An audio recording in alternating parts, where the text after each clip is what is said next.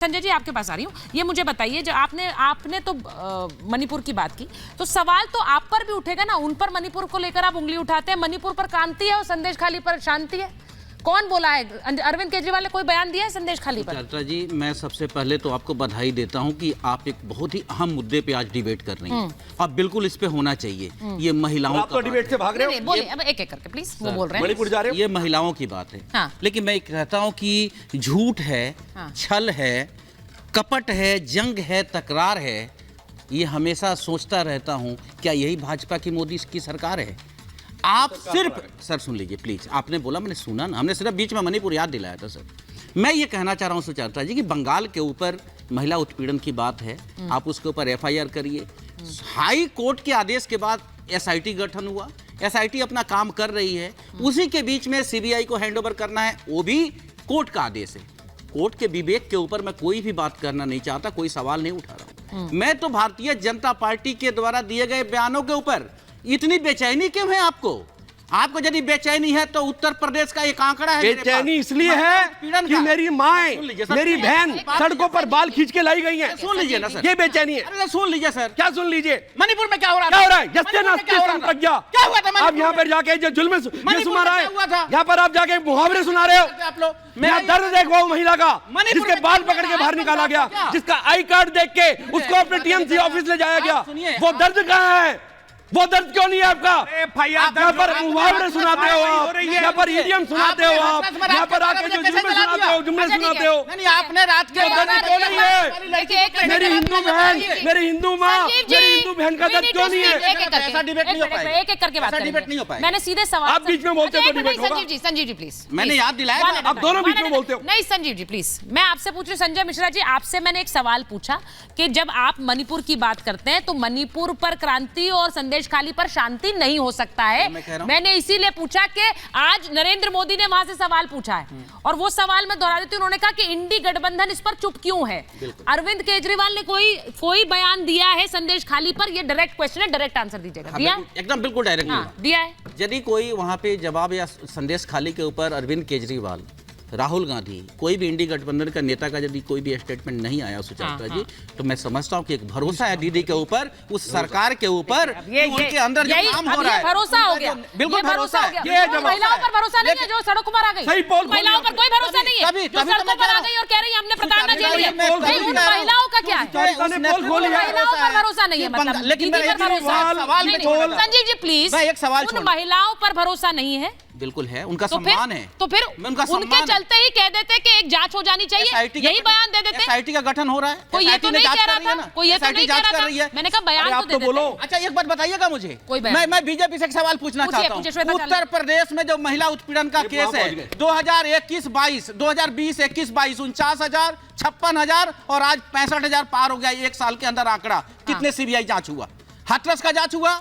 और इन्होंने आज जो लखीमपुर खीरी के अंदर इतना बड़ा कांड हुआ, उस आदमी को फिर से टिकट भारतीय जनता पार्टी में चुनाव लड़ा रही है और ये नैतिकता की बात कर रही है बीजेपी। इन्हें शर्म आनी चाहिए। बीजेपी के प्रवक्ता के द्वारा एक महिला होने के नाते इन्होंने कहा था टीएमसी के प्रवक्ता को कि संजय सरकार जी को लीजिए प्लीज। संजय सरकार इनके अपने खुद के गिरेबान में नहीं झांका जाता कि आप अपने राज्यों में क्या कर रहे हैं। मैं अब अच्छा ठीक है, अब हो गया संजय मिश्रा जी, क्या हो रहा है, मुझे आगे जाना है, खूब राजनीति करिए। मैं आपसे पूछ रही हूँ, श्वेता चालिनी जी जवाब दीजिए जल्दी से, फिर संजय सरकार जी के पास जाऊंगी। सुचरिता जी, देखिए तो सबसे पहले तो आपका जो पैनल है ना उसमें एक भी महिला नहीं है। ये बहुत ही संवेदनशील विषय है। संजय जी जिस प्रकार से बात कर रहे हैं मुझे बिल्कुल भी पसंद नहीं आ रहा है। पहली चीज मैं ये बात कहना चाहती हूँ कि ऐसे विषयों पर हमें संवेदनशील होना चाहिए और खासकर महिला होने के नाते मैं ये कहना चाहती हूँ कि ममता बनर्जी एक महिला मुख्यमंत्री हैं। यदि आज महिलाएं उनके नेतृत्व को देखते हुए उनसे उम्मीद ना रखें तो और किससे उम्मीद रखेंगे? आपकी प्रियंका गांधी जाके हाथरस में खड़ी हो जाती है, आपके राहुल गांधी न्याय करते हैं, आप आए क्यों नहीं? अभी क्यों नहीं खड़ी हुई इन महिलाओं के साथ? आप चेतन पिछाते बैठे हैं, आपके अधीर रंजन चौधरी जी नीचे बैठे, वो कह रहे हैं लूट मची हुई है, तब भी आप यहाँ पर आके कह रहे हैं नहीं बहुत अच्छी सरकार चल रही है। ऐसी क्या बात है कि शाख भी चली जाए तब भी शेख अंदर ना जाए, ऐसा चल रहा है? बताइए ना, इतनी ममता क्यों है? और वो भी महिलाओं के गुनहगारों के लिए। आप सिंपल सी सुचरिता जी इनसे पूछिए कि महिला के लिए हेल्पलाइन भारतीय जनता पार्टी ने क्या किया, किस स्टेटमेंट किया, मैं तो उसमें जाना भी नहीं चाहती हूँ। मैं तो केवल मात्र इतना कहना चाहती हूँ कि कम से कम मेरे पास हेल्पलाइन तो है। अन्य राज्यों में मुझे पता है कि जब मैं एफआईआर लिखाने जाऊंगी तो एफआईआर तो लिखा जाएगा, हर जो इन्होंने नाम लिया है वहाँ पे एफआईआर लिखा गया है और जांच हो रही है। इनके यहाँ तो एफआईआर भी नहीं लिखा गया। बोल रहा है क्यों नहीं? और ये इनकी अपनी चेतन, आप जरा टीएमसी की कार्यकर्ता है, कानपुर ये का हिंदू घटना महिलाएं हैं। कानपुर का घटना क्या होता आपको बताइए? शर्म आनी कानपुर का चाहिए। घाटमपुर अब में जनता जवाब देगी, क्योंकि आपने केवल मात्र महिलाओं का मखौल नहीं उड़ाया है, आपने महिलाओं का अपमान नहीं किया, आपने जनता का अपमान किया है, आपने संविधान का अपमान किया है। आपके राज्य के अपने कोर्ट ने आपको कहा है कि आपकी पुलिस निकम्मी है, कि उसके ऊपर विश्वास नहीं है लोगों को, इसलिए आप सीबीआई को हैंडओवर कीजिए। श्वेता जी, इसके बावजूद आप श्वेता जी, मैं एक बार संजय सरकार की कह रहे हैं इतने आपने बात बोल दी, असंवेदनशील तरीके से। आपने बात बोली, मैं इस बात को पूरी तरह से सहमत हूं। और आपने कहा कि इस पैनल पर महिलाएं नहीं है, आप और मैं तो हैं।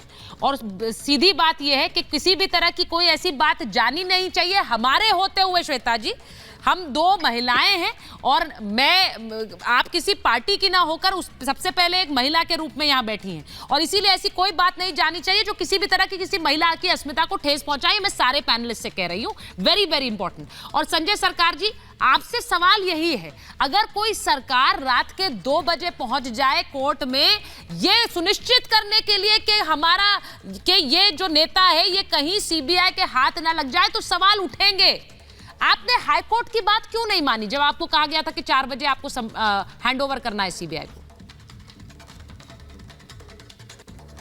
आप बीच में मत टूकिएगा सुचरिता जी, हाँ, मैं बीच में मत टूकिए, हम जो बोलेंगे आप सुनिएगा। हाँ। जो राजकुमार राम था, जो शाहजहां शेख को घर में और आप पहुंचे थे जांच करने के लिए, उसको खिलाफ जो केस था, आरसी नंबर है 21600004। हाँ। और इसको जो ऐसे अतुल कुमार जी जो एसएसपी थे, माने SP anti corruption bureau CBI की तरफ से केस दर्ज हुआ। वो 1 साल में उसकी इनकम कितना था मालूम? जो राजकुमार राम जो शाहजहां शेख को घर में जो ईडी का अधिकारी को 1,34,80,000 रुपए उसको तनख्वाह कितना होता है? 1 साल में इतना पैसा वो कमाया। एक भ्रष्टाचारी ऑफिसर को देखिए आप, फिर भ्रष्टाचार संजय जी, और दूसरे मणिपुर में इस तरफ से महिला को करके विवश करके रास्ते में घुमा के गोली करके हत्या कर दिया था। घाटमपुर में सुनिए ना, घाटमपुर कानपुर का घाटमपुर में 2 नाबालिगा को जिस तरह से हत्या करके पैर के ऊपर में बलात्कार करके पैर के ऊपर में लटकाया गया था। मध्य प्रदेश के मोराना में एक 34 साल को महिला को जिस तरफ से बलात्कार करके पेट्रोल में जलाया गया था, यह गांधारी कैसे बन जाता है मेरे बहन?